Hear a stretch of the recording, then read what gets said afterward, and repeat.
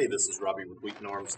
Today we're going to talk about disassembling this rifle and installing the new Wheaton Arms 3-Gun Essentials parts kit.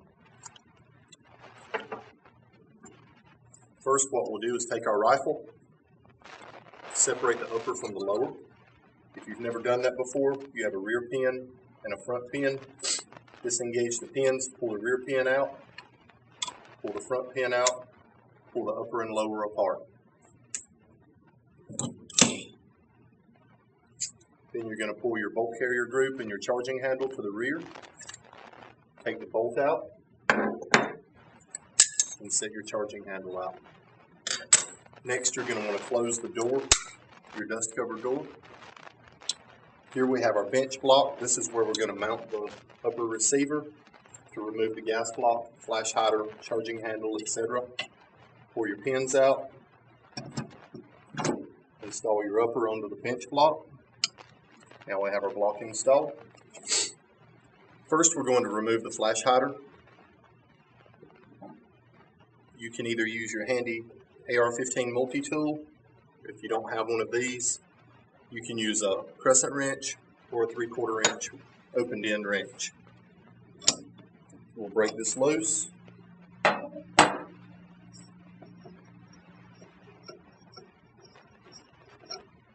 Remove the flash hider and remove the crush washer. Put those to the side. And next, we're going to remove the handguard so we can have access to the gas block. There's a lot of different handguards and attachment systems available. This is the one that we have on this rifle. Your rifle may be a little different from this. So you'll need to refer to your either owner's manual or the instructions that you have with your particular handguard for removal. Next, we're going to remove the gas block and the gas tube.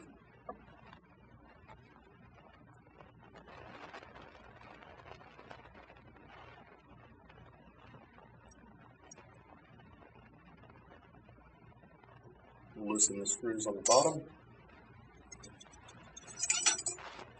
Pull your gas block and your gas tube off the rifle.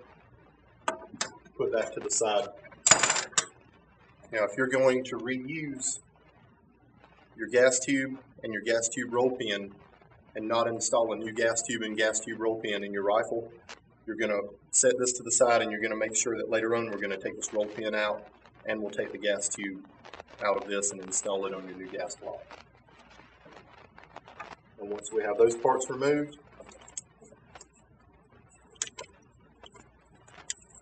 then we're going to open our essentials kit, remove the new adjustable gas block, and for this build we're going to do a new gas tube as well as a new roll pin.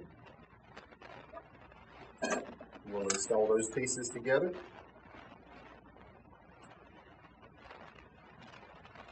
Make sure when you install the gas tube, there's a small hole to the rear and a large hole on the bottom. The large hole matches with a large hole inside the gas block itself.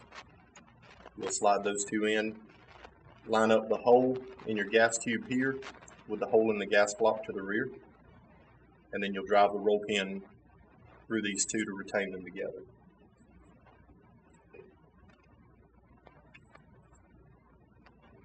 Now, once you have those installed,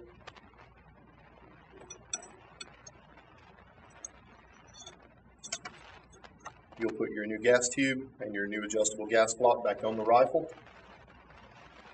Center it across the top with the hole in the gas port. Get those two lined up. Retighten your set screws.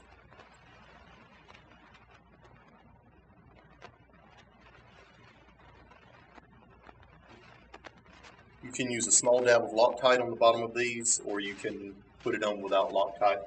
It's kind of personal preference. I prefer to do them without Loctite because you may have to take the rifle back apart and it's kind of aggravating having to reheat those screws to get them out. Alright, let's talk about the adjustable gas block just a little bit here.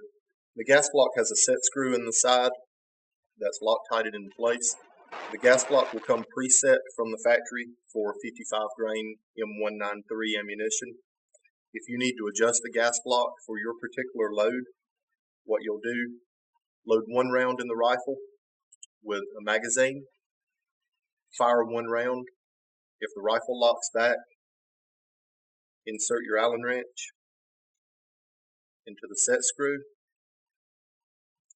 turn it a half turn, load one round in a magazine, and continue to fire the rifle until it does not lock back. Once the rifle doesn't lock back the screw out one half turn, and then the gas block will be set, ready to go.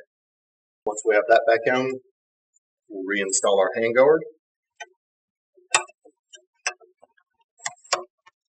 Next, we'll install the new titanium muzzle brake.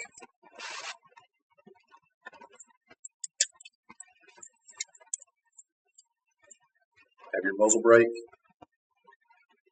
along with your crush washer. The crush washer has a concave and a convex face. The convex face will go out, the concave face will go in. Slip that on the barrel.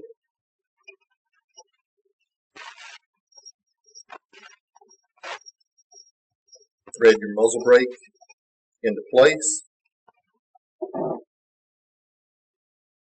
You can use a round bar in the center hole here. If you don't have a round bar that will fit this hole, you can use a 3/8 drive extension handle with a little bit of electrical tape around it so it doesn't mar the edges. Slip the tool into the center, torque it into place. Proper alignment with this is the ports squared to the sides.